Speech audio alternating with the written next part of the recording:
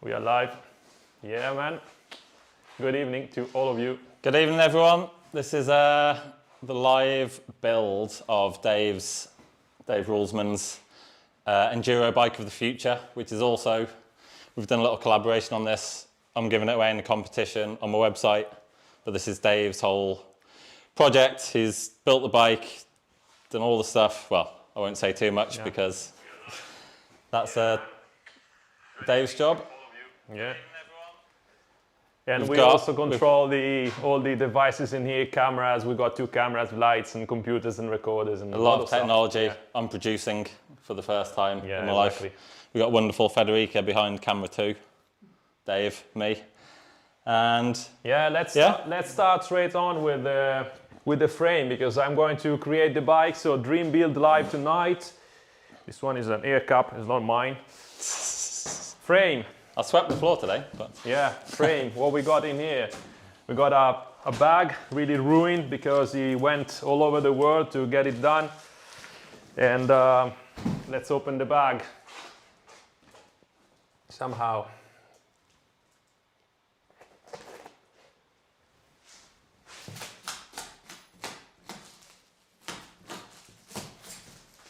This one is broken. Yeah, I broke that scalpel a few days ago. Thank you, man. So this frame, it's not a stock frame. It's a frame which I have been modifying a little in the aesthetics, because I wanted something really different from the mass, different from what you can buy in the shops. And this one is the only frame on planet polished totally to mirror look and sprayed with 2K professional powder coat to get a super nice finish. And I'm talking about a Banshee Titan Enduro frame.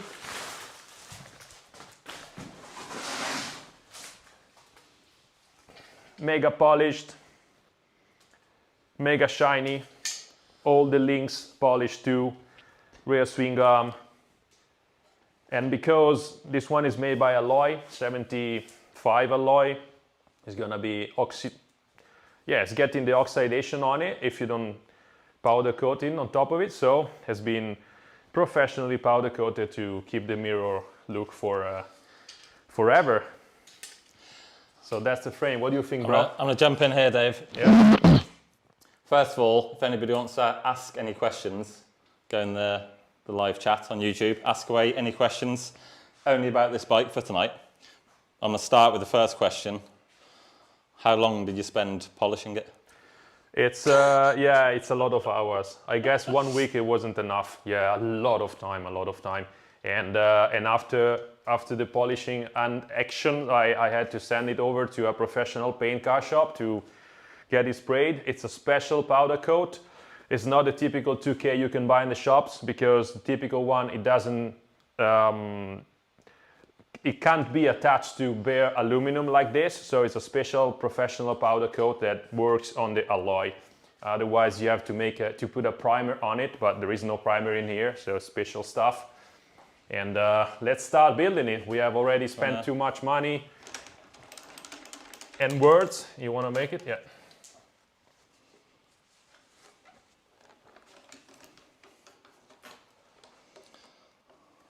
We don't want to scratch it before it's been. Yeah, exactly. Before it's been built. All right, let's start with put back the bags, boxes somewhere. Okay, we got a first question straight in from last gentleman. Frame size / reach ?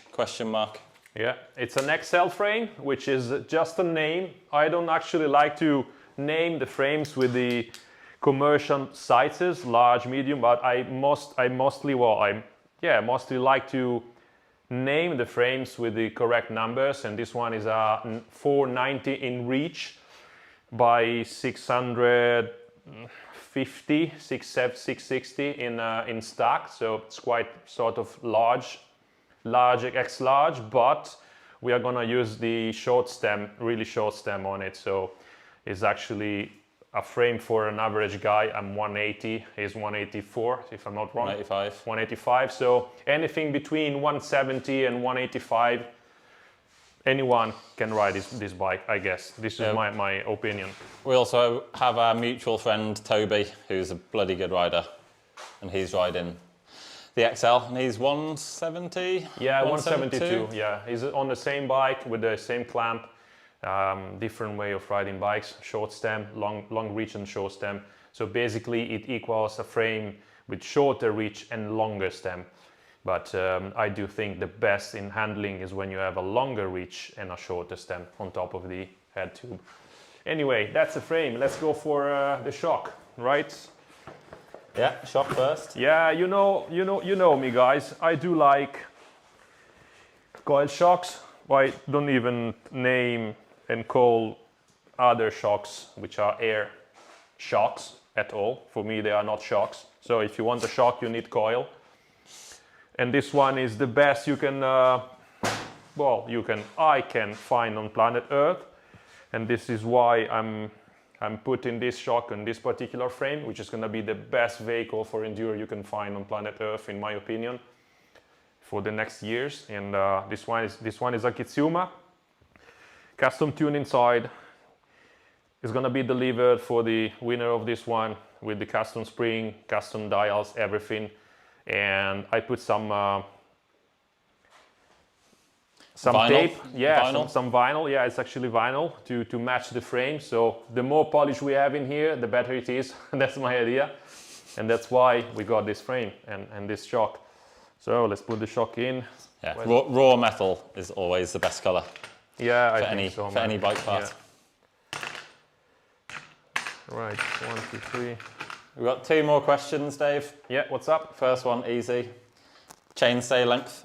Yeah, the chainstay, it's 462 millimeters for being precise. The Banshee bike could be mounted with two different dropouts, the long and the short one. The long one gives 462, while the short one gives 452.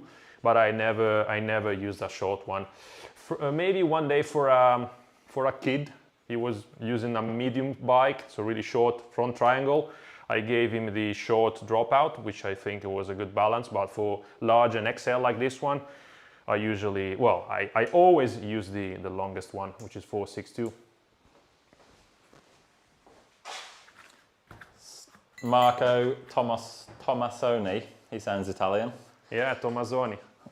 What about frame bearings? Are those standard or any kind of special version? No, Banshee is, se tu sei italiano, posso anche parlare italiano.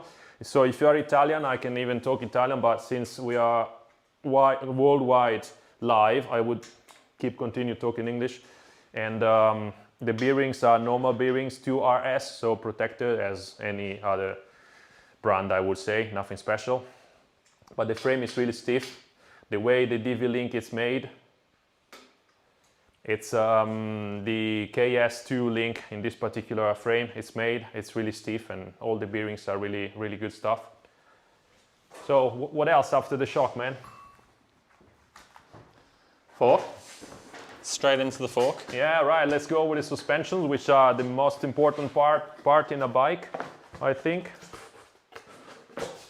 Yeah, I think once you've got the correct frame size and handlebar size and your seat in the right place, all those things, suspension is the next most important by far. Exactly. Yeah, the fork for this bike, it's something not really common. I'm talking about a specific enduro prototype. Let me open it. It's much better than talk.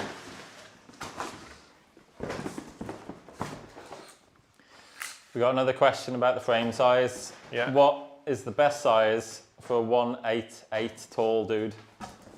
Well, I rode one of these bikes 3 years ago now. I had a custom built Banshee Titan, also extra large. I had a slightly longer stem. I think for me, yeah, I'm 185, and also my arms are way too long for my height. So for me, extra large with a 35mm stem, maybe a 40mm stem would be spot on. Yeah, I do agree with you, man. Yeah. So fork-wise, this is the special Dorado RRT, Rulesman Race Treated Enduro version, 172 in travel, with the right progression matching the frame, super stiff stuff, 37mm 2024 model, dual air chamber system, well, triple air chambers and all the stuff. Custom crown is, yeah, the best fork you can get for enduro. And because I do like and I do promote dual crown for enduro since 3, 4, 5 years, I really believe the future of enduro is dual crown. Because if you want to go fast on the downhill, really fast, and this is where you win the game, the races in enduro, you have to use the dual crown. Why on downhill they only use dual crown? Because dual crown is the best, period. So if you want to go fast on the downhill, you need a dual crown. If you want to have fun, you can use several single crowns, which are awesome, but the ultimate weapon for going into the podiums is the dual crown fork. And this is what he was using for several years on all his enduro custom bikes. And we match the topic, I mean, on this. So custom Dorado. Let me install this fork and you go on, man. The only fork that comes close to a dual crown fork, in my opinion, for enduro bike park downhill is the Intend Edge. Yeah. With the extra thick steerer tube and also Dave's stem. I've got that set up on my Nikolai Nucleon, and that's really, really stiff as well. Gives you a similar confidence to the downhill fork, but most traditional single crown forks just aren't as confidence inspiring. You just can't go as fast. When you install a dual crown fork like the Dorado, never install the fork and the crowns at one time. Put the crowns in first and then do the rest of the stuff. Cleanest option, cleanest way to work. Of course, I did prepare some stuff at home, so I'm not cutting the steer tube at the moment. Everything has been cut to size, otherwise the live would be too long. But yeah, this is the way of doing it. If it was a live of me building a bike from zero, it would take 3 or 4 days. Yeah, no, maybe 3 or 4 hours, but yeah. So that's the proper way of doing it. Let me incline this one a little bit this way.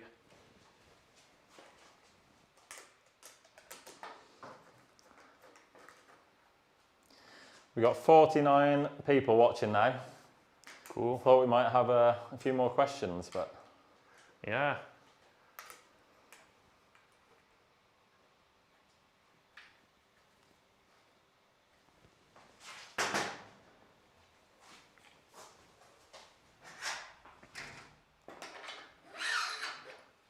The frame has 157 travel on the rear, just about that, 158, while the front it's 172.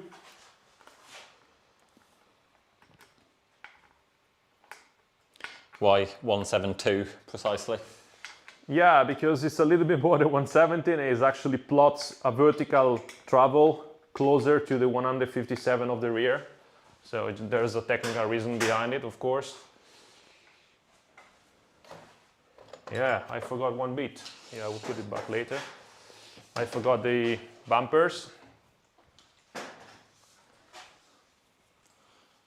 Frame bumpers. Bit of alcohol to slide those on? No, I think they are fine, like as they are.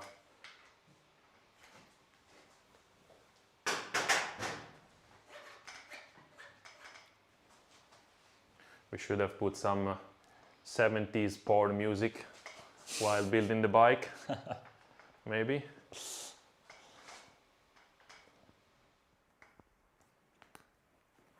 Federica can sing. So difficult to watch.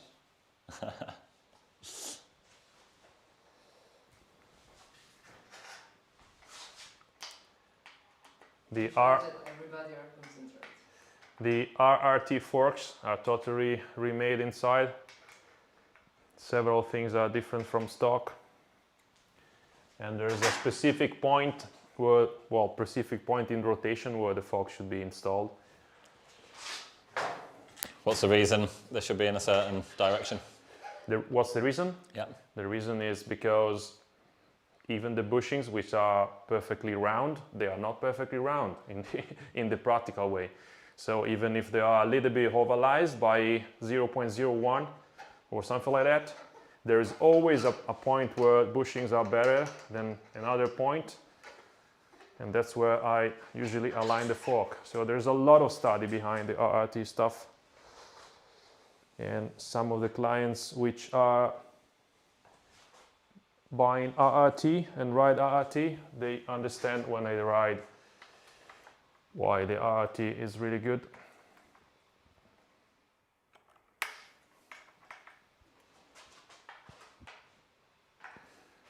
The lower crown goes at 10 newtons. I'm not doing it right now with the torque wrench because I want to make things faster, but after the live we're gonna do a bolts check on the whole bike. While the top crown, which is the one that I made, is a little bit less than 10 because it's really stiff material. And we want to align the fork properly when it's all together. Yeah, exactly. Using your secret technique. Yeah. Secret method. It's not secret if you own one of the forks. A few more questions. Christian, no fork bumpers to protect the frame. Yeah. Dave forgot the first one, but now they're both on. Yeah, and I usually place the bumpers not in the central part of the head tube and frame front triangle, but I usually put it below where the frame makes an L, the shape where the bend is, which is the stiffest place on the frame. This is really important. No matter if the frame is certified or not for using a dual crown fork, I usually go in this point here, which is much stiffer than in the middle of the tube, of course. I've been riding dual crown on the Moonraker Carbon 2015, and had some massive crashes and nothing happened because I've been moving the bumpers in the right place. Yeah, on this frame it's quite a large flat section of tube, which, yeah, if you had an impact, That's the one. could dent it. But yeah, here, especially under this down tube, it's like a... Yeah, it's a reinforcement. It's really stiff. Folded. Yeah, mega stiff. All right. What do we have after the fork? He's gonna guide me. Bottom bracket. Bottom bracket. Bottom bracket on this bike. It's Cane Creek. I already pre-greased the threads, so I make things faster on the assembly line today, but we forgot one bit. The ISG05 plate, typical of the Banshee, and then the BB. Okay, I've had a few more questions flowing in. What's up? Dave, have you asked Banshee to make a frame for tall dudes, like 5'10" reach and a 470 plus chainstay?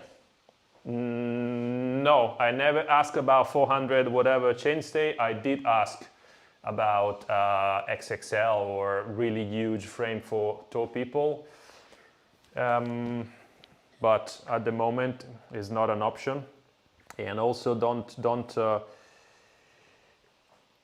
don't forget that what I promote is a sort of a different use of the bike. This is an XL, I'm 180, and I use this bike. Why? Because I use a shorter stem. So if you use a longer stem, you can go on this bike even if you are really tall. But in my vision, we need shorter stems and long reaches. So this bike is actually a large, in my opinion. And then it's where, you know, tall people can't really enjoy the ride of short stem. So Banshee is still thinking that a bike should have a stem longer, like 35, 40, 50, whatever. So they are making frames exactly in the right way for being ridden with those stems. You know what I mean? Yeah. It's me, I'm wrong, because I want longer reaches, you know what I mean? Since I've been buying XL since when we first met in Finale 10 or 15 years ago, I was riding XL. Yeah. You too, man. So. Yeah. Now it's a lot easier to get a good size frame. 15 years ago, Yeah. it was impossible to get any frame to fit. Now there's a decent choice. Next question, why haven't you cracked a cold beer? Why haven't you cracked a cold beer open yet? Excuse me? Why haven't you cracked open a cold beer yet? Because I don't drink, guys. Dave's an athlete. Dave's a high performance athlete. Yeah, exactly. I did have one cold beer with dinner to calm down my nerves before we went live. We are going to torque the BB once the live is ended in the right way. Next question. I'm Christian. Is 177. Do you think I can get away with the extra large frame? For sure, man. Currently riding a large. For sure. You are exactly as I'm 1A, 179.8, but to be precise. But yeah, we got ride at 172, 173 on this bike with my stem, and they are so happy. So you are perfect on this bike with the short stem. You are really at home. So let's go on with the cranks, which are the zero back plates. Yeah. Okay. Yes. No, sorry. Zero back plate. The director says. Yeah. The zero back plate. Zero back plate. It's my invention for two reasons. First reason, have the most natural and free suspension movement when you coasting downhill. And second reason, you have 100% of anti-squat when you're climbing on the 46, 50, 51, 52 rear big cog. That means when you climb. So your pedals are still able to keep the momentum of the rotation of the cranks without getting kicked by the little kickback that you get on the original bike, which has 130, 140 of anti-squat on the 40, on the 50 rear when you climb. So with this one you get 100, which is the perfect number for being able to don't squat, don't sit when you accelerate, but at the same time you maintain completely free suspension movement. And when you descend, of course, it's going to be way less than 100. But when you are descending, my point of view is that you have to thinking about where you're putting your wheels and so on, and you are not pedaling that much. You're just coasting down the lines and really flat out over everything. And then when the anti-squat should be less than 100, in my opinion.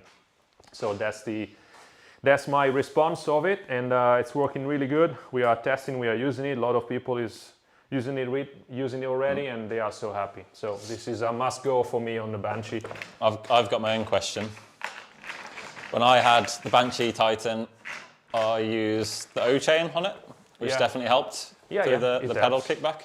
It helps. Why would the zero backplate be better than an O-chain? Yeah, there is a specific reason. The O-chain is the layer of the kickback, and it could actually cancel the kickback totally when you ride. But when it's engaged, the kickback is back in. So if you are pedaling uphill with the O-chain, and if there is tension in the chain, the kickback is back there. And so you have the kicks on your pedals when you are climbing and get little rocks, and the rear wheel goes on it. So the difference is that the O-chain doesn't change the frame behavior all the times. It just delays and somehow cancel temporarily when you are not pedaling the kickback. But with the plate, I'm actually changing the point from where the chain is pulling, is applying power. I'm going closer to the instant center of the bike with this one, because it's like having a 38 or 40 teeth chainring in the front. So I'm actually changing the behavior of the frame all the times, while the O-chain is only when you are going down there. Well, no, it's only when you are not pedaling, because if you are pedaling downhill with your chain, you still have the kickback in. So it's a big difference. Two big difference. One question I missed about the fork. Does it have a specific offset or a different offset? No, it's 47, because I do believe long offsets are not the way to go. The Dorado is produced in 2 offset, 47 and 57. I never consider the 57, I always use the 47, and this is what I use. So all the Dorados RRT are 47. Like, according to Manitou, the 57 is for the 29-inch wheel and the 47's for the 27.5. Yeah, because they made different top crowns. The top crown for 29, 57, it's a little bit dropped like this one, while the 27.5, it's flat. And that's where I come in the scene again, and I made the top crown in 47 with a lot of drop, 25 millimeters. So now you can use the 29 on this fork with 47 offset. Yeah. Really vital for me. So let's go on with the next one. Bottom cranks. What we got here, the best crank on planet. I don't believe there's anything better. Maybe there are some exotic things in carbon, or who knows, with a lot of holes and strange things in, but this one is the most reliable, stiffest ever, and it's only 399 grams, and it costs a lot of money. I'm talking about the Cane Creek E-Wings titanium cranks. These are the most beautiful one ever. And the good news is, I'm a guy who likes to pedal uphill, so I use 175, but I know all of you want to go fast downhill, and this one is a downhill machine. So this one is 170, which is the international newest standard for enduro and yeah, enduro application. Do you agree, Paul? 170 Sorry, cranks. I was 170 producing cranks. too hard then. Yeah, 170 cranks, not 175. Yeah. Yeah, like you say, I generally prefer a longer crank for pedaling. Yeah. But yeah, for going downhill, obviously, shorter crank. Safer, better pedal clearance. There's nothing worse than hitting a rock with your pedal at like 40 kilometers an hour. Well, I decided that we have to use the 30 in the front. We have room here up to 32, 34, it depends on the teeth dimensions, but yeah, 30 with the 50 with the 1050 cassette is a really good number, even for normal people which wants to climb steep stuff. So that's what I'm gonna use, the Gabarook super stiff chain ring. I'm going to install it first on the right crank arm, and then I'm going to put the crank arm in the right place.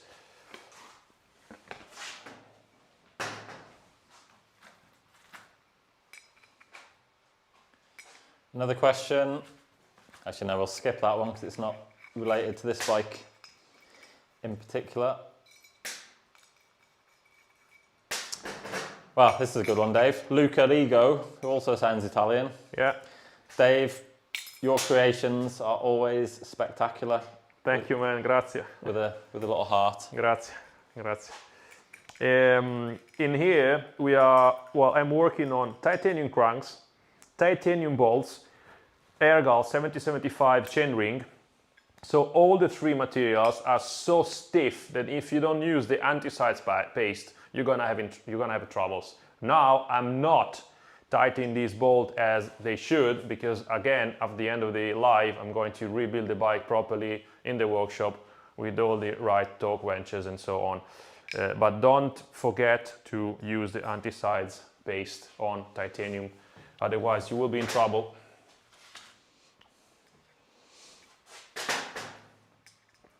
And what's the anti-seize paste? Copper? Like Copper, yeah. grease? Yeah, it's given in the Cane Creek gives you the TI prep, the brownish paste matching the RRT fork. Yeah, this is a copper paste. So let's go on.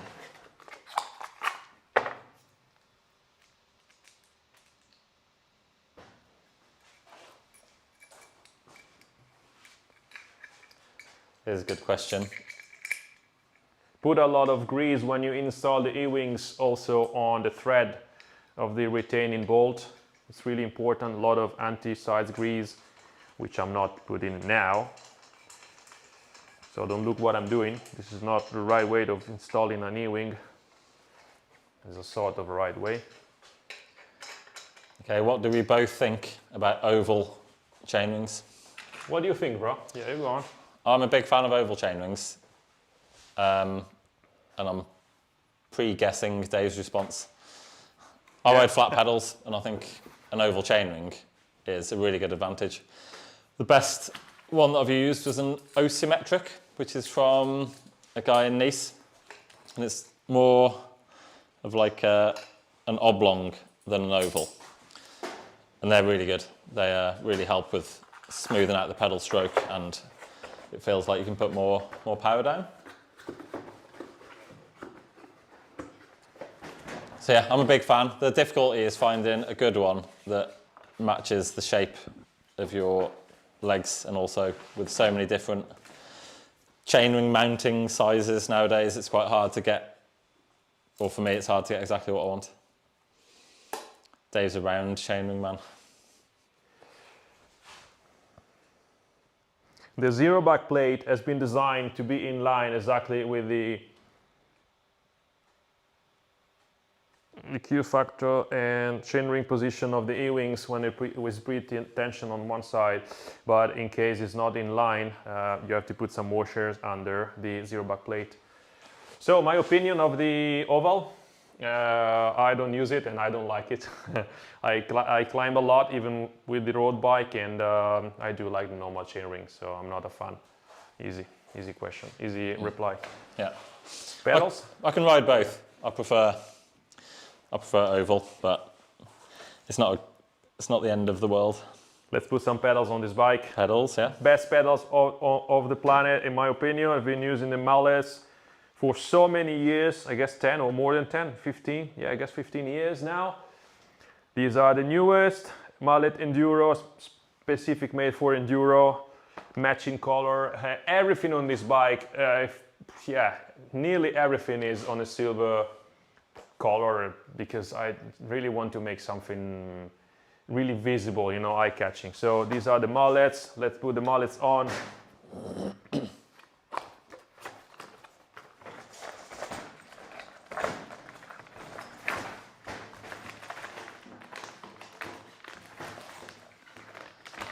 I've got a comment, finally got a comment about me. Digging the castaway look, Paul, looking great. I was actually meant to go to the hairdressers today before this live and get my beard done, my hair done. But I had a guy from Alba, who's just down the road. He came to pick up one of his prizes that he won a couple of months ago, so looking a bit wild. It's winter, so.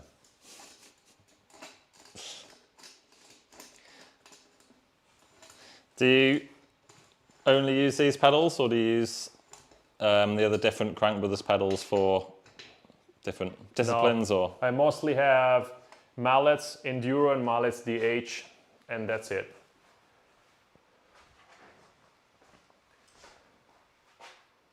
I do have some titanium spindles on my personal mallets, but I'm 65 kilograms, 66, so I'm not that heavy. And we have, well, I have been designing and I've been creating this bike without any weight limitation, so everything is super reliable and stiff and strong. And since the titanium Crank Brothers axles are not made for are not at, well, maybe they are made, but they are not advised for 120 kilograms guys or whatever.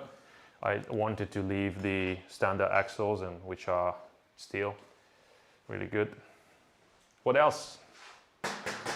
this is a question, I've seen this question many times on social media already.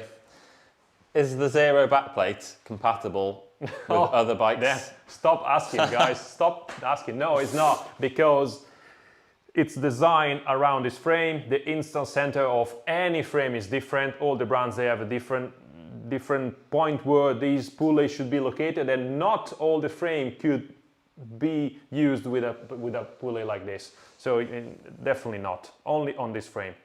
Banshee, V3, Titan Rune, Prime, all that stuff, but all Banshees.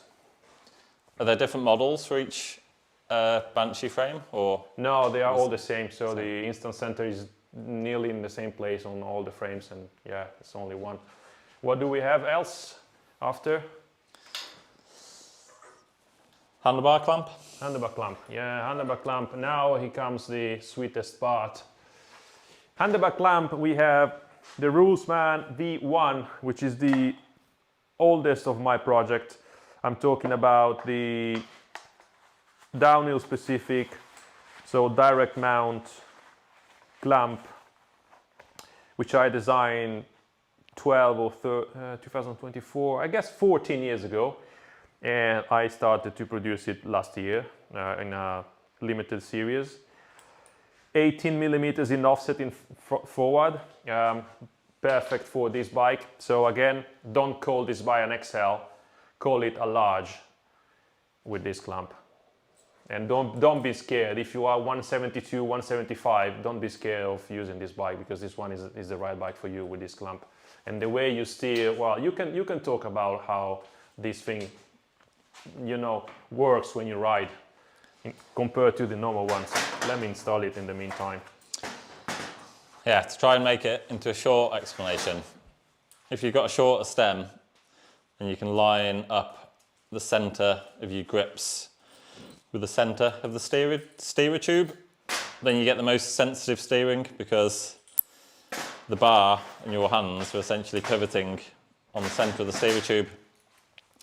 So you push one hand forward and the other hand comes back. As if your stem's too long, you're sort of rocking in this motion. Let's check I've got the right camera on. Yeah. You're rocking in this motion, so the steering's less sensitive. Shorter stem, more sensitive steering. And as Dave was saying before, we both agree that the bike should generally be longer. The only reason a mountain bike has a stem is because mountain bikes were developed from road bikes, which used to use a long stem to get into a long aerodynamic position, and they wanted to use a shorter frame so they could get closer to the rider in front. Motocross has always used a very similar clamp system to this. So yeah, mountain bikes evolved from road bikes, and then it's taken 20 or so years for the stem to become shorter and shorter and shorter until it's the correct length. So yeah, more sensitive steering. It's easier to weight the front wheel. Your weight's further behind the front axle, so it's less likely, less sensitive for getting pitched over the handlebar. And then yeah, you can use a longer frame and have a better stability from a longer frame, longer wheelbase, but still have the same frame size. Yeah, that's it.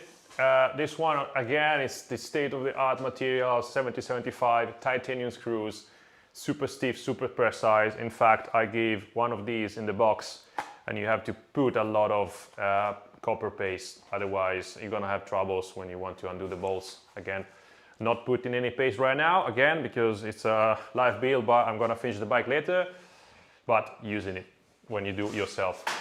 Put the handlebar on, what do you think? Yeah. Yeah. Well, and it's a downhill stem, but it's probably lighter than the... Yeah, it's nearly 100 grams. Yeah, with all stem. the bolts, and yeah, it's really, really good. Really hollow inside and really stiff. It passed all the EFBE tests, and it's always certified. It's not a stupid stem somehow invents, you know, from one day to the other. It's a certified stem. We've been studying a lot of time to get it done properly. Does every stem on the market pass the EFBE test? Definitely not. Definitely not. Maybe they do have in-house testing facilities, so they do their own certifications, but several brands, they do send stuff to EFBE in Germany to get certified, like Title, they do handlebars and stems, if I'm not wrong. Title, yeah, Title. Yeah, yeah. They are certified in EFBE. Intent forks, Intent stems, all the Intent products are certified there, and I'm glad Rulesman stuff is also certified at EFBE. The handlebar, I already put a couple of things on it, and there's a reason behind it. It's an SQ Lab 45 rise, 16 back, which is going to be rotated 12 back and 5 up, 780 in this case wide, polished and top coated 2K Pro car shop. And the grips, it's so difficult to put the grips on the 2K powder coat, well, not powder coat, spray coat, that I had to install it in the workshop. So now it's already installed. The grips are the classical Pro Grip, dual compound, motocross stuff. I'm so happy about these. Been using it for more than 15 years now. Pro Grip 727. That's why I wanted to ride the best, and that's why they are here. And because the grip shouldn't, you know, it's really difficult to put them on. The shifter is already in place. So that's sort of a pre-assembled handlebar. And you have to use sunglasses when you ride this bike with all these shiny mirror look surfaces, I guess. It's definitely shiny. Yeah, it is, yeah. And I'm sure you can't see how shiny it is on the video or the photos, but when you see it in the flesh, it's it's really important. brillante. Yeah. Brillante? Brillante. It's really important, again, you use the torque wrench when you install the Rulesman clamp V1. So at the moment I'm not doing it, I'm just installing it without, but we should. 5 newtons at the back and then 4 newtons in the front.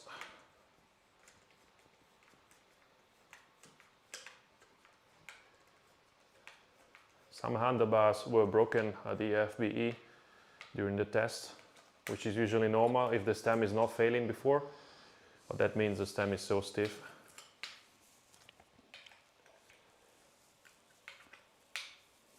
Five newtons in the back, 4 newtons in the front. That's the one. What's next, bro? Bike yoke. Bike yoke, dropper post. Is Saki going to call us? Maybe. What's the best dropper on the planet? The Bike Yoke Revive 2.0 at the moment. 150 in travel. This one is a 160 unit reduced to 150. So you can even go back to 160 if you want. We didn't cut any part inside. You can partialize the travel of the bike yokes, put in spaces inside which are given in the box from factory. And I've specifically asked this one to be 150 because I do believe we shouldn't drop the saddle too low. This one is like a downhill bike. If you look at the downhill bikes, the saddle is not really low. And if you are a downhill racer and then you want to go enduro, you want your saddle to be exactly the same position as your downhill bike. And 150 puts the saddle in the right way. That's my opinion. So this is why this one is 150 at the moment. Right, bike yoke. Let's put a cable first. Cable routing on the Banshee bikes. All the cables goes inside in the frame because there's an internal cable routing, but personally I do want the external cables. That's why the bike yoke goes outside like all the other cables which I'm going to install on this bike. Where is the screw? This one.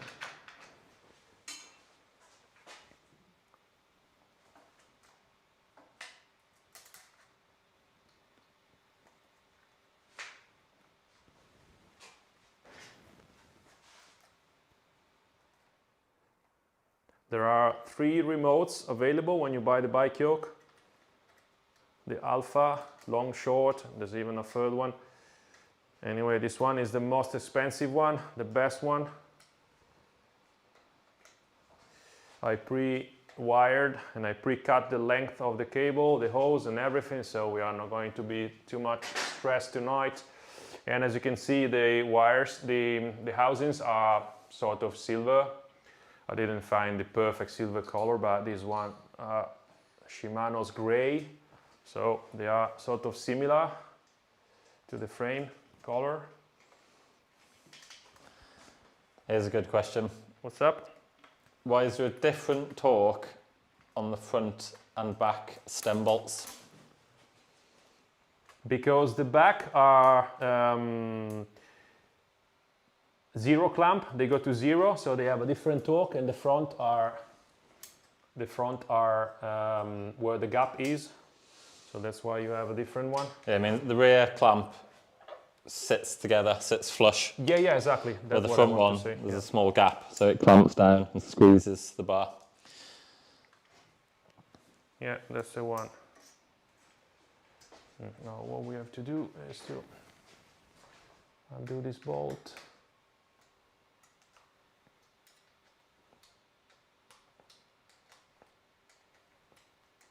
Been using the bike yoke for 3 years now, even 4 I guess. Zero issues, so reliable, smooth activation, works really good. Yeah, I've had about maybe 10 bike yokes over the years. Never had a single problem. Definitely the best drop on the market. There's a lot of other good ones at lower price points. Yeah, but of course, yeah. the bike yoke works every time. You got the revive feature. Did you mention Yeah, that? the reset function, yeah. So that's really easy. You know, sometimes you drop a post to get some air in. You might need to like re-bleed it or give it some maintenance to get that little bit of play out of it. The bike yoke, you put a 4mm Allen key in. I can't remember exactly, but you put the Allen key in, turn it, drop the post, release the Allen key, and then it's bled it, revived it, and it's like new again.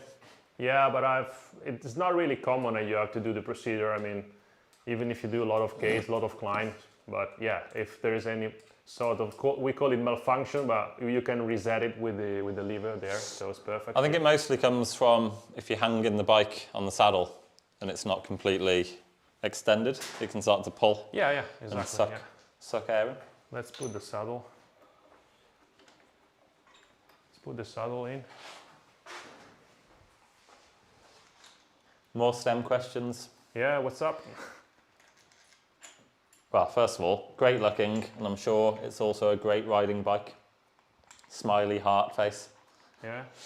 Why the different offset for the HC V1 stem, like this one, and the V3, which is the Enduro stem? It's only 3mm in difference, and the difference comes from the way the handlebar widths are. On the downhill, they're usually a little bit wider than Enduro. So with the wider handlebar and the back sweep, you bring your arms close to you, which is close to the steer center. And that's why the V1 is longer. While in the Enduro, the handlebars may be a little bit less wide, and so we need a less long stem to have the same position. And those 3mm makes a difference. There's another stem question coming straight in from Dominique. With the SQ Lab 12-degree back sweep handlebar, are the grips behind the steerer? No, the grips are exactly on the steerer axle.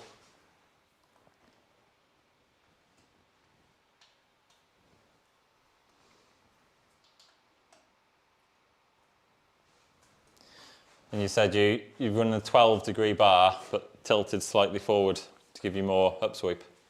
I've got this one is a 16. 16, sorry. Yeah, tilted forward, so we got 5 this direction and 12 back, nearly, yeah, 11, 12 back.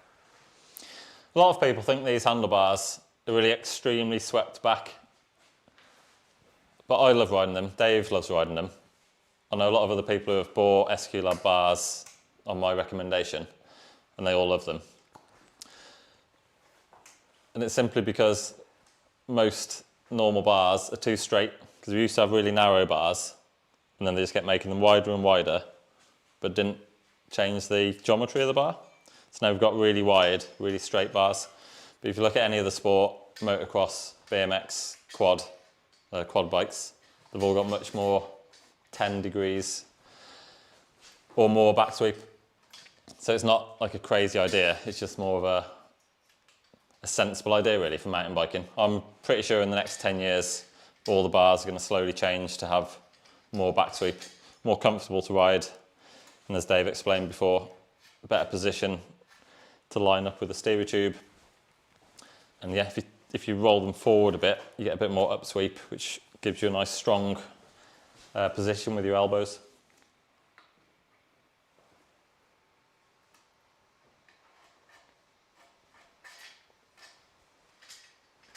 Another STEM question.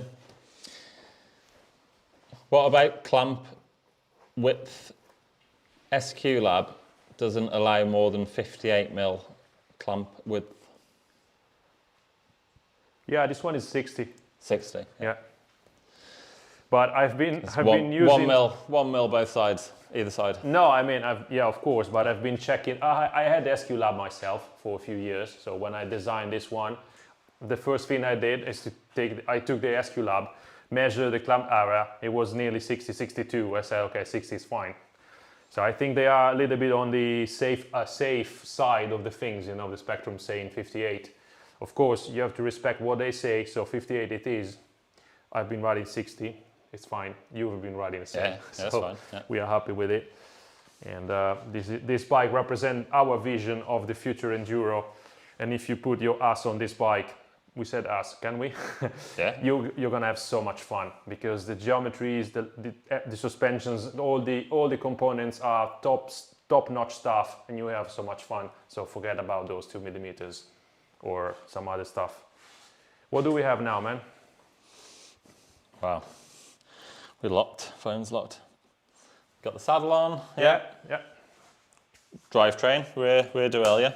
Rear derailleur is somehow here. Well, this one is a special one because it's a Shimano XT M8000 from 2022 maybe. So it's the 11-speed derailleur. It's not the latest because I do like 11. I actually sort of hate 12. And this one has been updated with the Super Gabarook pulleys and cage to be used with the Gabarook cassette 10 to 50. So it's a special project. To install the cage is really easy, but it needs a table and some little screwdrivers. So I've been assembling the Gabarook cage on the Shimano derailleur before the video. So this is it.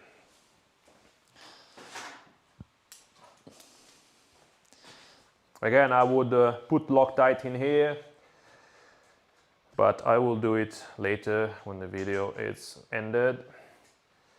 So that's the Gabarook cage on the XT mech.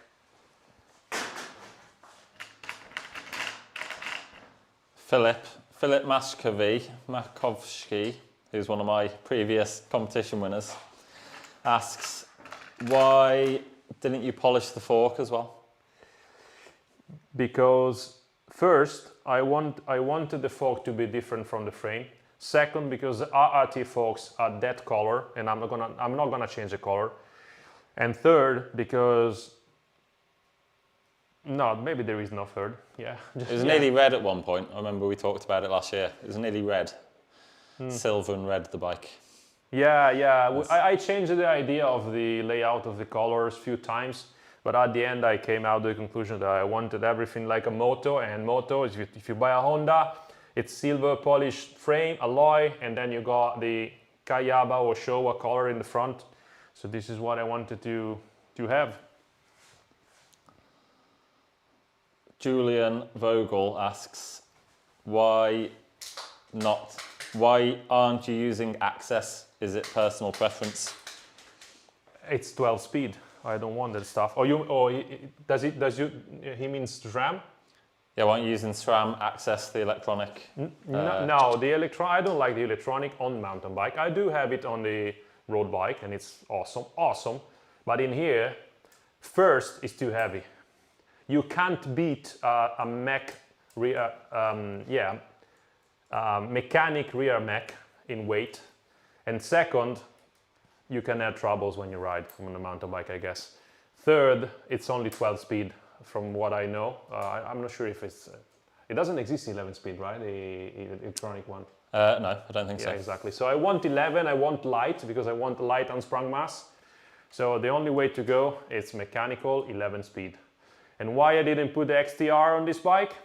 Simply because the XTR has some carbon parts and it's a little bit less fragile compared to the XT in my experience. So isn't a derailleur that I will give to anyone, because I don't know who's going to be the winner of this bike. So XT, solid, reliable, perfect for this bike. This is my idea. Also, I can't imagine there's any noticeable performance difference between there is not. XT and XTR. There is not. Yeah, nearly there. All the cables, all the wires are now hanging around here in a really messy way, but at the end of the build I'm going to put in, and you will see they are going to be like, they're going to disappear in the frame externally. What do we have, man? Wheels. Wheels. Right, the wheels. I'm not lacing the wheels right now because it's going to be too late. So wheels, I've been preparing the wheels in my workshop before. These are special wheels, of course. Tires are already on. So let's start with the front. This bike is a mullet bike because I do believe mullet is faster, because the physics says a smallest wheel, it's faster to accelerate and it's faster to move away from the obstacle. So the 29 is actually slower in both things. Slower to accelerate and slower to move out from the obstacle. So I want the bike to be mullet. This one is the front. These wheels are specifically made for this bike. The DRC Shred prototype rims, 27.75 internal width, and hope Big crash. Bug didn't collaborate. The hubs are Hope's Pro 5 latest model in silver, rare as fuck. 6 holes, 20 by 110 boost, because the Dorado is 20 by 110. 1.8 silver spokes. These are Sapim. I don't remember the name of the 1.8, but these are 1.8. 115 kilograms of tension. The wheel is massive. And I've been lacing these personally. So happy about it. And the rubber, there is no compromise, because I don't want you to ride my skinny tire, which I use on my enduro bike, because I know how to ride those skinny things. I want you to be comfortable anytime. So I want to give you a true enduro / downhill bike. And these are gravity tires. Kenda Hellcat Pro Enduro, which is a dual ply, soft compound, 2.4 wide, really grippy, awesome tire on the front, really awesome.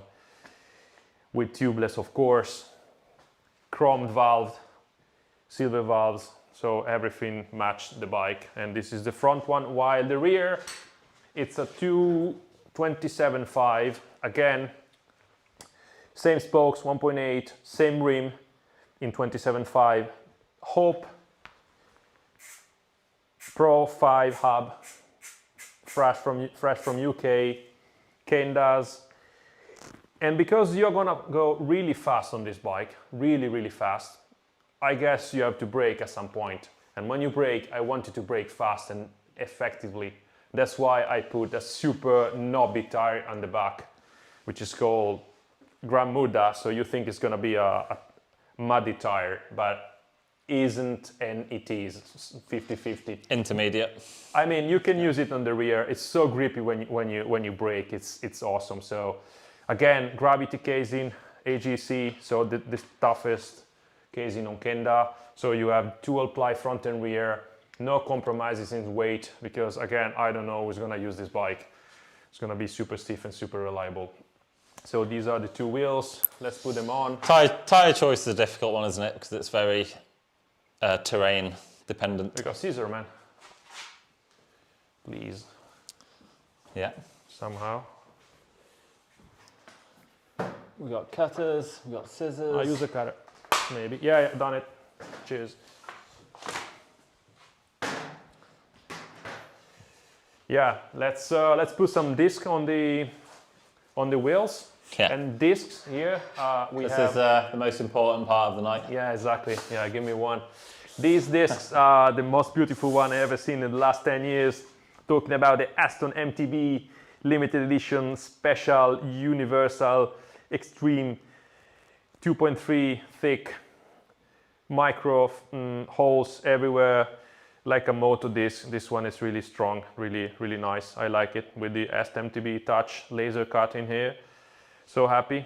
There's even a slot for is it a slot for the magnet, right? For the That's for the a e-bikes. speed sensor. Yeah, the speed sensor. Yeah, for the magnet. You can put a magnet. There's a good reason why I've got that. Yeah, nice one. For the hopefully the Pinion Smart Shift, which is arriving soon. Needs a speed sensor on the rear wheel, so that's the reason for the magnet. Yeah. Excuse me the back guys, but I need to put the disc on the hub.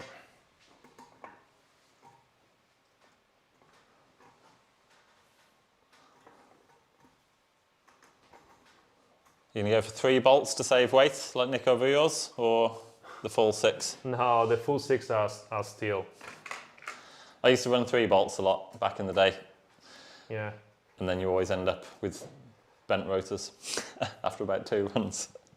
So just put a 6 in, don't worry about the weight.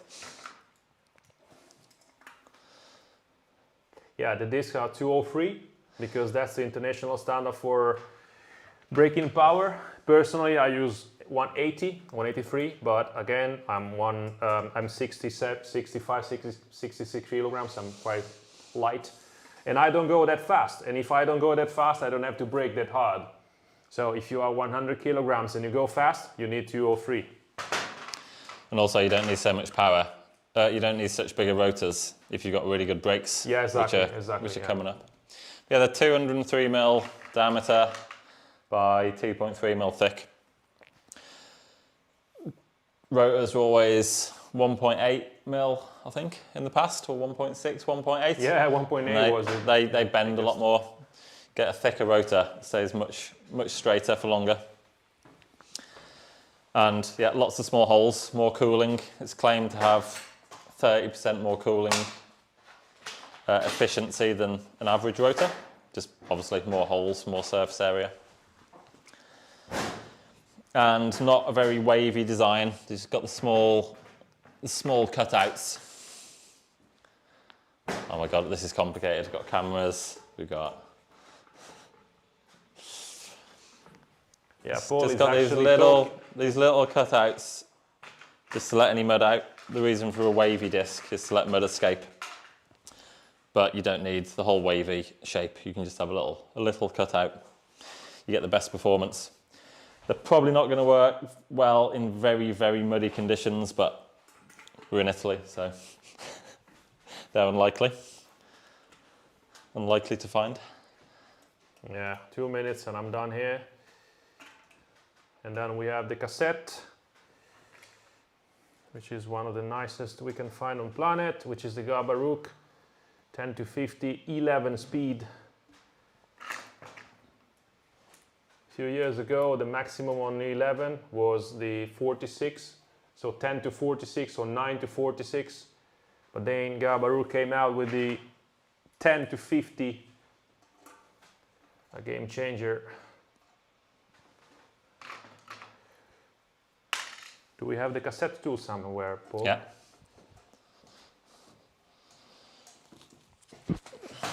Right, so that's the back wheel.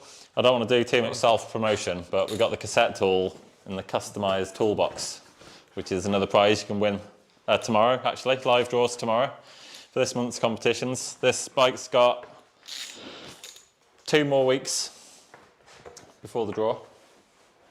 So we got here the Gabarook cassette. What a beauty. 10 to 50, 11 speed, made by 8 or 9 kilograms of steel. And maybe 1 kilogram of alloy for the last cog here, the 50. This one is all silver anodized and finished because again the bike is all silver, but a Gabaruk you can find different colors, black, orange, blue, and anything else. So let's put this on. I've used Garbrook in the past before. Really good products. They got all the different options you could need, from number of speeds, number of teeth, and the free hub body fitment. And they're actually pretty cheap, aren't they? Relatively cheap. About 180 euros for a Garbrook. No, now they are 250. 250. But even cheaper than the SRAM for sure, but the quality is really good. Yeah, how much is the SRAM XX1? 450, I don't know, 5? but I get 3, 4, yeah, 3, 4, 5. Over 4. Yeah. Don't quote us on that, but it's about half the price of a SRAM XX1. Nice. I'm not a fan of the high PoE hubs like this one, which is the newest Hope Pro 5. I guess it's 60, 70 or 80 PoE. It's really high from what I hear, because they gives you a lot of pedal kickback. But on this bike, we have the zero back plate, so I zero the kickback with that system, and so I can go back to a high PoE hub, high quality stuff, really prompt when I pedal. So the perfect combo: zero back kickback, plate, and high PoE hub, for sure. Yeah. This looks absolutely ridiculous. All this. What? All the silver just looks absolutely amazing. Yeah, cool, eh? Yeah. Yeah, I was struggling so much to find all the parts, all the components to make the wheels in silver. And yeah, myself and Paul, we went mad a few times getting the silver hubs, if you remember right. That was a yeah, big job. But these turns out quite good, yeah.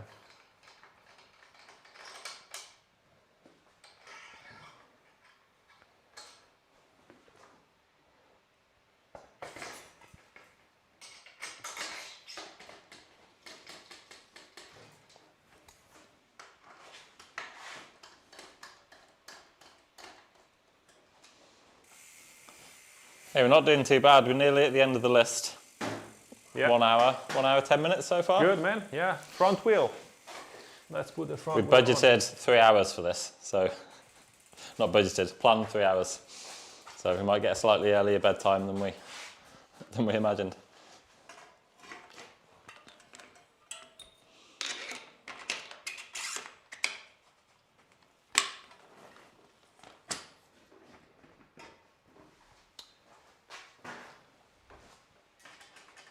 Yeah, getting into shape, huh?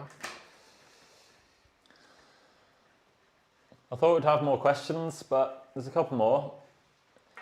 Kirill says, the Dorado Pro comes with carbon legs, ? How did you change the colour of it? No, this is not carbon, this is alloy. I do prefer the alloy, personally, and since I don't know who you are, because you're gonna win this bike, I choose alloy. Yeah. Carbon it's really sweet, it's a high-tech stuff. Airplanes, helicopters, spaceships are made of carbon and fiber and whatever, but I don't know who you are. Maybe you crash, maybe you like to put the bike in a shed with other stuff, you know what I mean? Alloy is for sure sturdier than carbon. And if you look at this bike now, which is nearly a bike because brakes are only mist, there isn't any carbon part on it. So we are making a 100% carbon-free bike. You know, I laugh because is there anything carbon? No. Yeah, plastic. Plastic? No. Well, carbon is plastic, essentially. There is no carbon on this bike. Even my personal Banshee, the enduro vehicle, 0% carbon. Yeah, same with all my bikes. I'm not a carbon fan. I had the Dorado Pro last year in the carbon version, and I didn't like it. Yeah, it's a little bit scary to, like Dave said, look after if you crash, if you put it in the van. Maybe things banging around. What else? I didn't like it. Brakes? Chain. Chain? Yeah, chain, it's important. You're right, yeah. Even if with the zero back plate you have a chainless feeling, we need a chain. Chain is here. Yeah, chain, no compromises again with the chain. This is the SRAM XX1, which was the best until the 12 speed came out, and it's still the best because it's 11 speed and we use 11 speed. So SRAM XX1 chain. Someone asked me how many links I do have to add when I use the zero back plate, and the answer is only one link more than your standard setup, because I'm not deviating the chain too much. There are frames where the pulley is placed up here, so the chain is really longer and then goes back. On this particular setup, I'm really deviating the angle of the chain by a few degrees, and that's why only one more link is required from the standard setup.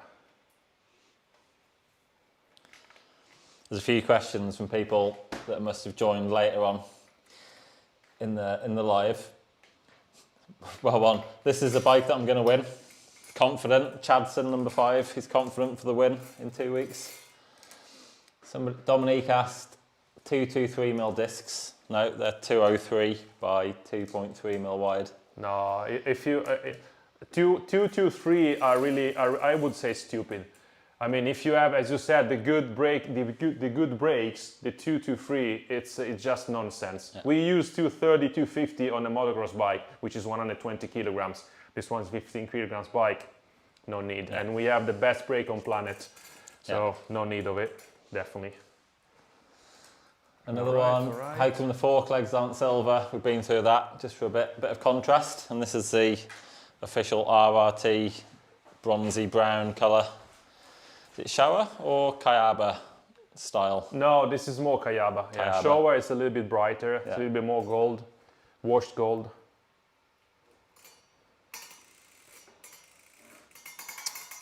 And again, what rims are those? Or are they just polished? No, the rims are DRC shred. DRC shred, which are anodized in silver. So yeah, these won't oxidize. And made in Italy?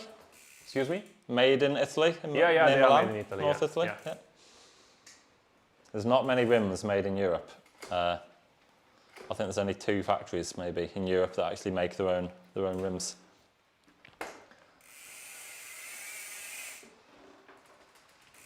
Kirill again.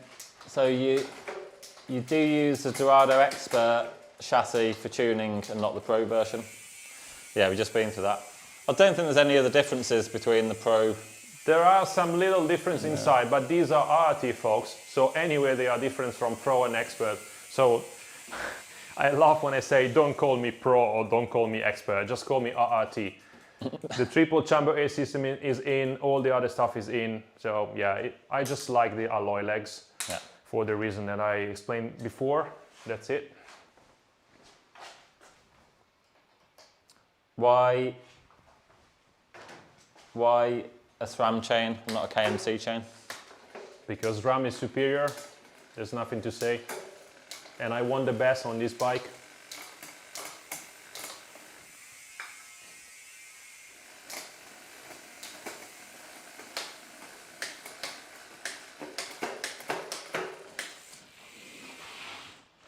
Right, what we have left? Brakes, I guess. Brakes. Brakes, that's it? Right, brakes.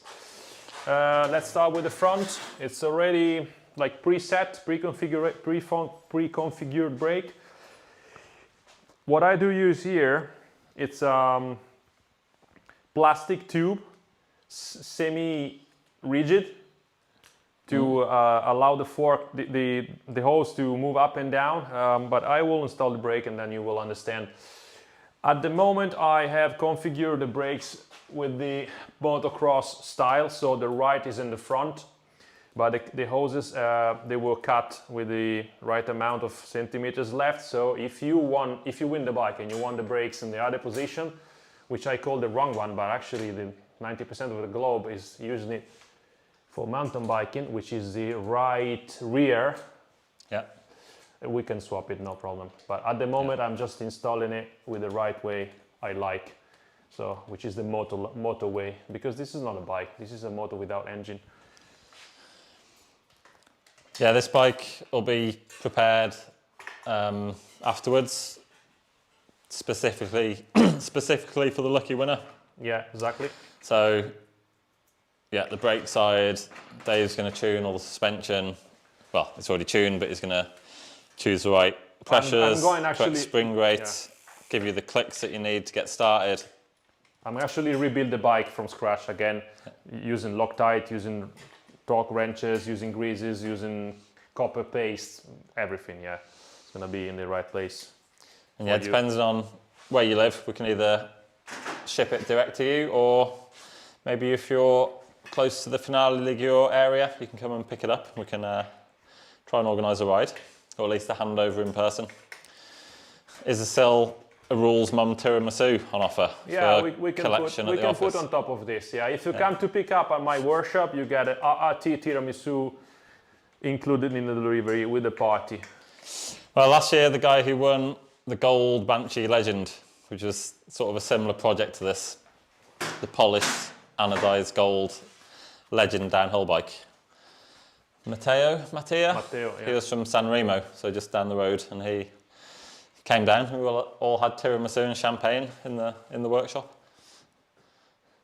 So yeah, welcome to come down, get a bit of cake, go for a ride. Yeah, there are pick up your new bike. Yeah, there are some photos on my Instagram of that event with the tiramisu and RRT. Beautiful Banshee Legend in gold anodized. The unique bike, only one on planet has been made. Like most of my stuff, I don't do series of unique things. I just do one.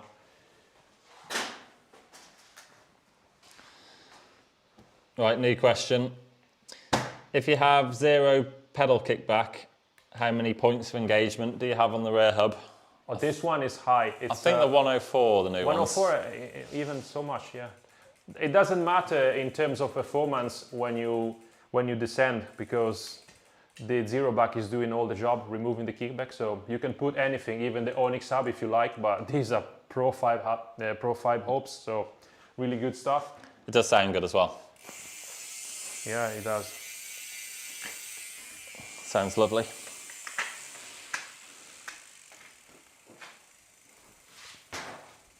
So the theory behind the tube here is that there's an eyelet in here where the tube goes up and down.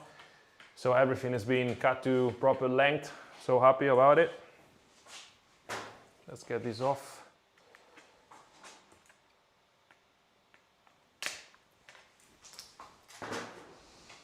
We got a message from Stefan Saki. Yeah, the inventor of the bike yoke, the beautiful seat post. Can I ride this bike from Bar Centrale to Antico Pozzo next time I'm in Finale? Yeah, maybe, if it's not given away yet, yeah. That's about 25 metres. Yeah, you can, yeah. Right, rear brake, it's installed, front brake now, install the rear one.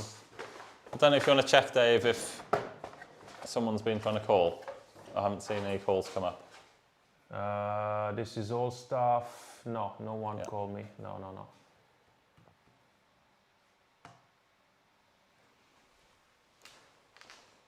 Here's a good question. Are you using the fix shocks, the D8 sign fix shocks, bushings? There is totally no need on this bike because everything is well aligned, and there are there are 2 bearings on one of each has the trunnion mount head, so there is no need. No, totally not. And the lower bearings, the lower bushings, you size normally? Yeah, I do. Yeah, I make everything perfect in the way that the shock is not side loaded and rotation blocked in any way. Yeah. Can you do me a spot, man? Hold this one and hold this one too, man. We need to get the bike off for a second. Completely off? Yeah. Can you? There's a little quick release. Yeah.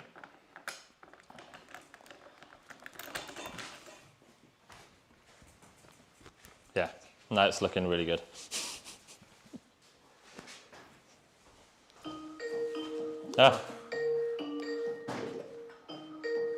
Yeah, we have a guest. Let's see if we can display live a guest. This is technical move Yeah, for me. yeah. Hey, Saki. Hey! There he is. We have Saki from Bike Yoke, the owner, inventor of the Bike Yokes, droppers and some other stuff, which is talking to us, and I guess you are going to see his face soon because we can relay the Oh, can we? the I video. don't know how to Yeah. do that. Let me see. You are not naked, right? Can you s- You don't have to show your face if you... I'm trying, I'm trying. I have a little bit of a delay here. Yeah, the delay is about 5 to 10 seconds because of the live connection. But the point is that now I need help from Paul to install the I hear you twice, like I hear you in the video stream. What? Oh, lever. Just the lever. that's fine.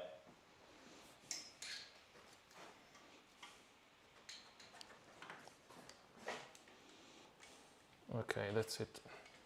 Oh, yeah. Yeah. Okay, so now I think I just turned off the audio from the YouTube. So Yeah, from the 20 live- second, man. 20 second, and So we're you fine. called it a really bad moment, Stefan. All right, no worries, I'll call later. No, stay.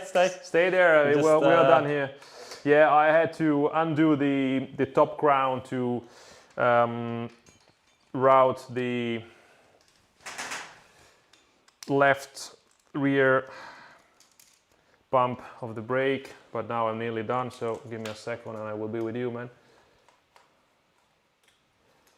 That thing looks sick. How does the bike looks? Does it shine? It does.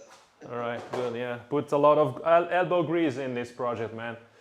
I can turn off the lights in my room. Yeah, Spectacular. yeah. I actually wanted to ask you if I was authorized to polish the lower part of the, well, I call it outer tube of the bike yoke, but Yeah. I didn't do it, yeah.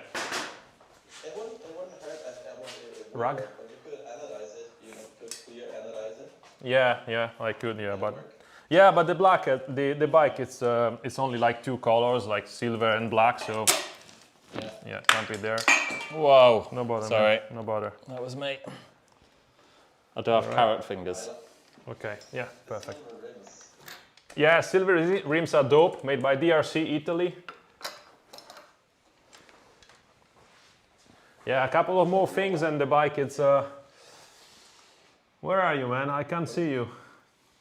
Wait, my video's on. I don't know if you can. Yeah, Oh, wait, if no. you have the web camera, we could display Yeah, who you this are is to the one. world, man. I Yeah. found that webcam for my podcast last week, but let me see why I'm not, because it says I couldn't connect with my camera. Let me see. I'm not a good tech guy. Let me see. Audio and video. Webcam. So to all the guys which are hearing and watching us, this is your chance to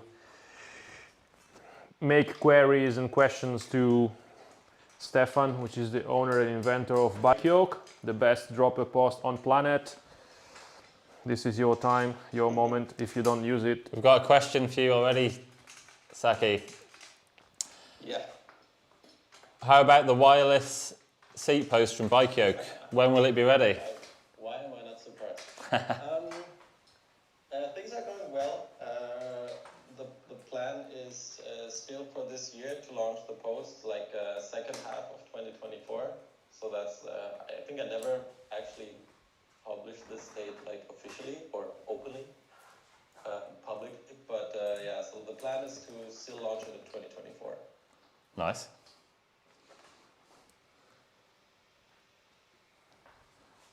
Still trying to figure out that video. You're looking pretty cool with your glasses and your cap on anyway, so.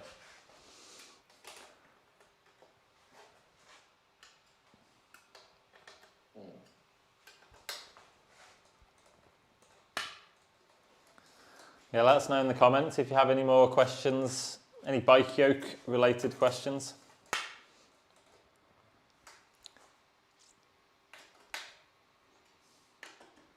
Right, rear brake is done. Now I put all the cables where they should. Do you have anything to ask Stefan, Dave? No, because I'm happy with the product, so I don't have anything to complain. Real time to the inventor of it, so I'm really happy of the bike yoke. Yeah, another question. When will the wireless bike yoke be available? We just answered that. Sometime in 2024. Do you have any other interesting new products in the pipeline that you can talk about?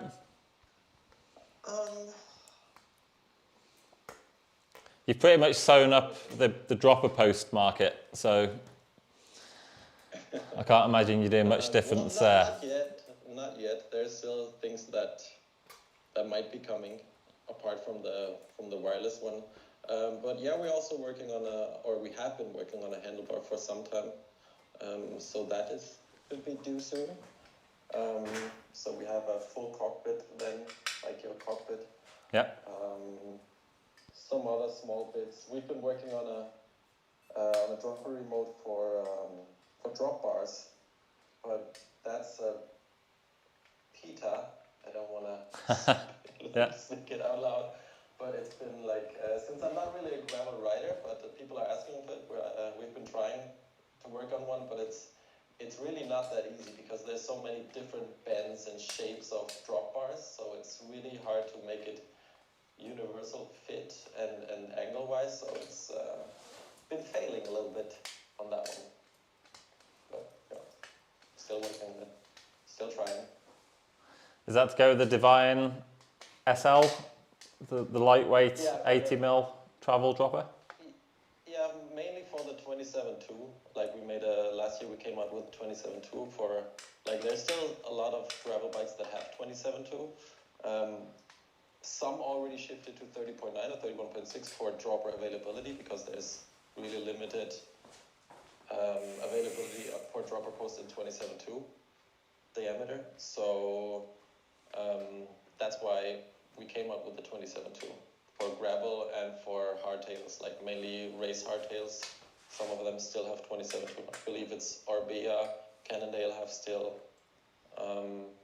So there's a few bikes, like cross-country, race-oriented bikes that still use the smaller diameter. There's also still a lot of old bikes out there that could still benefit with a dropper post upgrade.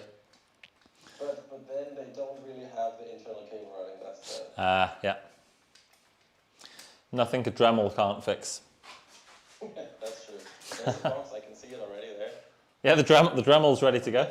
Yeah.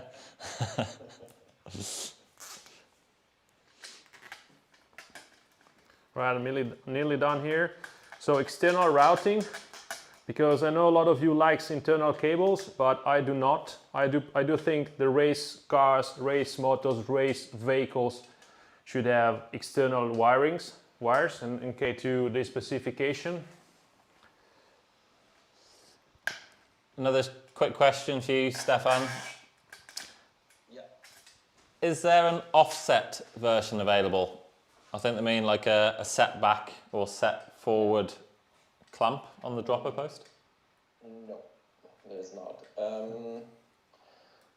That's something we get asked quite, not often, but like, not often at all, but we hear it once in a while, but it's really difficult if you want to make a dropper that is fairly lightweight and have a lot of or significant setback that it would matter, because you have to pass certain tests, and those tests, like ISO tests, they are not really easy to pass.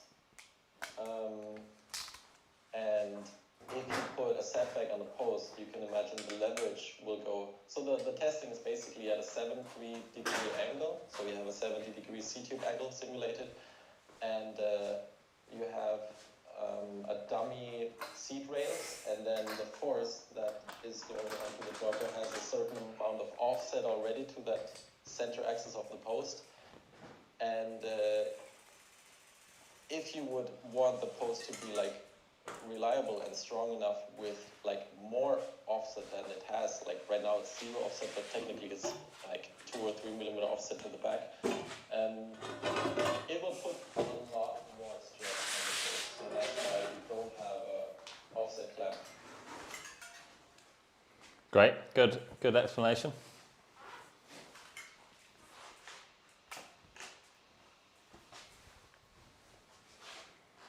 Yeah, there's even one more thing about it. While you were talking, I do think the seat back, the offset, is actually totally wrong. So if someone is asking that, he's probably sitting in the wrong position on the bike. Most of the bikes, they have the seat tube which is too slack. So putting even a seat back on that will put your bum exactly on the rear wheel. Yeah. While we do totally the opposite since a few years. We throw the saddle all the way forward. Yeah. And we want the 0. So if there are guys like the gentleman who asked about it, I mean, maybe he's 2 meters tall, and of course the bike is too small for him, and then he's trying to get on a bike which is too small for him. But I would say, don't look at the dropper with an offset, look at a custom frame made for your 2 meters height, more than going on a small bike with a dropper and maybe with a 60 millimeter stem because it's too small for you. Maybe I misinterpreted the question and he wanted a set forward version. Yeah. You think? I think Yeah. Maybe. It's very interesting because, you know, in the past years, bikes have been getting steeper and steeper seat angles. So and I know those customers from every yesterday, that's how we call them in Germany, they want to have the same position as they are used to have, you know, and in the past, you know, bikes had seat angles that were really, really slack. Like as Dave said, they would sit like over the rear wheel. And so it takes some time to get used to the modern geometry, but once you did, you know, it gives you so much more benefit for climbing. And so if it would really, I mean, there are people that might need offset for medical reasons, for whatever, not doubting that, but there's a lot of people who are just used to those slack seat angles and they want to get the same position as they used to, but it doesn't really make sense. Otherwise, you know, all those modern bike frame manufacturers, they would be doing the wrong thing by going steeper and steeper and steeper. There's a reason for it. Yeah. Yeah, I can't ride a sub. Well, 79 is probably the limit. But it just feels like you've got no power anymore when you go back to a slacker seat tube angle. I think there's extremes to both ways, you know, both front and rear. I think my sweet spot is about, like, it's also not easy to estimate, like, actually the angle I think is not really easy to have a perfect reference because you have the offset also of the C-tube. So a 79 C-tube angle in a virtual C-tube angle, which is usually measured to the stack height, can be totally different on different bikes, because if you extend your post more, or let's say, you know, you have to distinguish between actual C-tube angle and virtual C-tube angle. And the virtual C-tube angle on 2 different bikes with different, same virtual C-tube angle, but 2 bikes with different actual C-tube angles can put you a lot more over the rear wheel. Yeah. If you know what I mean, right? So yeah, exactly. Yeah. there have been extreme examples like the older Trek, like the previous generation Trek Slash, or the older generation Sport, I don't know what it was, or the current Ransom, or there's other bikes that have really, really slack C-tube angles. So they might have a 75 degree or 76 degree on stack height, but as soon as you extend over the stack height, you will go much further back. Yeah, yeah. It's a shame there's not some kind of standard way to measure these things. That's why, like, when I used to work for the other company, or I worked before where I designed the frames, like, I always like, but I guess that's because I'm a mechanical engineer. I always try to give all the dimensions that the customer needs to figure out things. So we always I always provided like virtual and actual C-tube angles, just same as we do on the dropper drawings or on the saddle drawings that we make. I try to give as many geometric measurements I think are useful for customers. You know. Yeah, fantastic. Paul, I finished the bike. Right, Saki, we will let you go. The bike's almost finished. So, yeah, thanks for the call. Thanks for dropping in. Thanks for answering a few questions. And That's great. I'll keep watching. yeah, let me know next time you're down in Finale. We'll go for a shred.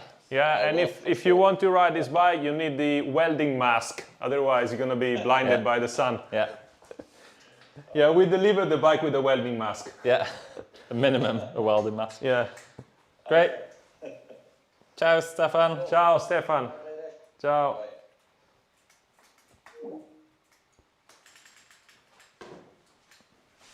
Right, we're back in the room. All right, let's do the drop test. No, I don't, because that stuff is totally stupid, and I want to say to anyone who's doing the drop test, which real life is not the drop test, okay? Because I can put eggs inside me the shock and the drop test will be perfect, but when you ride, it's gonna be shit. So I don't do any drop test. Yeah, I'm clear enough. So that's the bike. External routing, let me turn the bike on the other way for the first time in the video. Today in the live, all the cables are grouped with a special clip. Have you seen this one before, man? No. I've been taking this clip from the GT 2014. I had it in the workshop and it's so perfect to keep the wires, the cables on the right place. Then I drilled the frame here. So Keith is going to be really happy that I drilled one of these new frames to install a little clamp here for the tie wrap. Yeah. And so all the cables are routed in here, goes on one side in the fork, just on one side, and goes in here. These one are a little bit longer than what I expected to be, but they are longer because I don't know if you ride English brakes or normal mountain bike brakes, so I left them a little bit longer, otherwise they would be a little bit more precise in here. And the bike yoke goes in here and goes inside from the external. This one is here, really free from the pedal strokes and cranks. Everything is accessible. You can change brakes without having to rebleed things. So if you are on a race and you have a trouble with a brake, out and in, easy. That's my way of installing things. I'm so happy, and I've been riding this particular setup on Banshee, so external Rulesman routing for nearly 6 months, 1 year now. Zero issues, so happy. So that's it. Bike yoke 150, saddle incline a little bit forward, all rail forward, so when you climb you are a little bit more centered. Mallet, all polished, Gabarook stuff.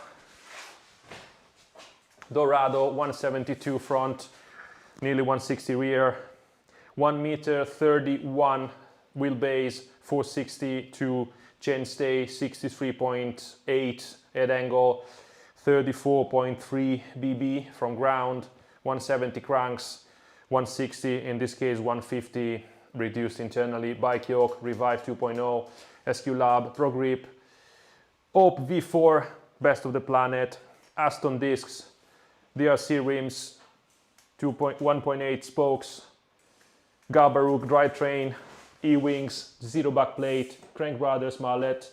Damn, this thing costs some money, bro? Yeah, we did work it out. Is it 12,000 euros? Yeah, I think it was something like that. Yeah, with all the custom parts, it was probably around 12k, something like that, to build a bike like this. But yeah, I mainly focus about the performance usually, but when I reach the performance on all the bikes, then I want to have different bikes, and the only things I can change, if the performance is the best, is actually the look of it. So I worked hard to create something unique, and I hope you like it. Yeah, So it's absolutely ridiculous. There's no way it looks as good on camera as it does. One more thing I forgot to talk about, because it was already here. The Become Unique custom graphics. The back, I decided to put just one single Banshee writings here, logo. So this is what we have. I didn't want to have so much stuff on the bike. I wanted to really, I want to leave this simple as it is, all shiny, and that's it. Right? Looks ridiculously good. Yeah, it does. Yeah. Well, we should ask Federica, who's the style guru, and always judges my bikes, and also judges everyone else's bikes at the bike park on how they look compared to mine. It's good looking? Absolutely good looking. okay. I love it. Yeah. Loves it. Cheers. Yeah, absolutely insane. Yeah, it's probably, well, I eat some pasta tonight, so I got some power in arms. I guess it's 16 kilograms, something like that, yeah. Someone did ask if we're going to weigh it. Shall we weigh it? What? Somebody did ask if we're going to weigh it. What do you mean? If we're going to weigh the bike. Oh, wait, I just said it's 16. Yeah. If you want, yeah, I think it's 16.5 or 16. Typical weight of a pure downhill bike, because what's the difference between this one and a downhill bike? We got the dropper post, frame is a little bit skinnier than a true downhill bike, so don't go to do downhill on this one. But if you want to go to race enduro, this one is a vehicle for you. You can climb fast, you can descend even faster, and the steering position with a Dorado up front, direct connection stem is massive, and brakes are awesome. Yeah, I mean, I built this bike as if it was mine. Yeah, quite saddled giving this away. Can I just keep it, man? Yeah. I like it. So You need to buy some tickets and try and win it. Okay, yeah, no, I wouldn't do it, yeah. Right, that's it. We'll give you another minute to see if anyone's got any other questions. Yeah, but I you're go gonna to the have pack controller up. computer, man. You play with the bike, bro. We've got one more question I for read the Dave. question, man. Yeah. Do you think you need a flat bearing between the shock spring and the collar? No, definitely not. That's placebo. I don't really think. There are several ways to fuck up a suspension movement, which are wrong bearings, misaligned frame, and so on, and bad shock, but perfect. So there is totally no need of those tweaks at all.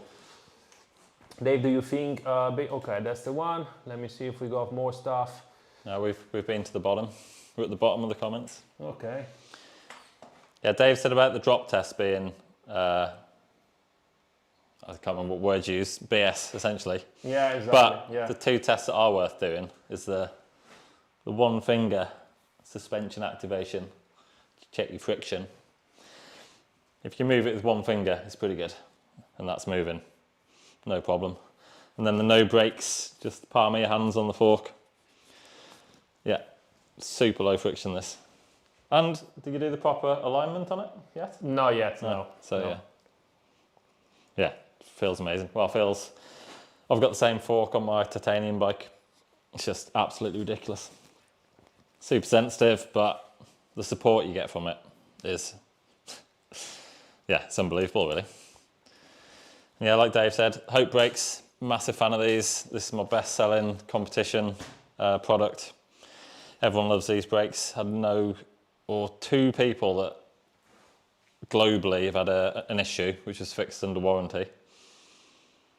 Yeah, suspension. The only thing I would change myself is the saddle. Dave's favourite saddle. I would go for an SQ Lab saddle myself, but Yeah, I mean, and the pedals, I'll be running flats yeah, as well. of course. I mean, those are the best if you want to ride clipped, but if you want to ride flats, you should get the Paul Aston ones, or even the Crank Brothers one. They're pretty wide and large. Yeah, the Crank Brothers are pretty good flat pedal options. Yeah. Yeah, I want to go and ride it now. Yeah, man, yeah. Looks shiny, right?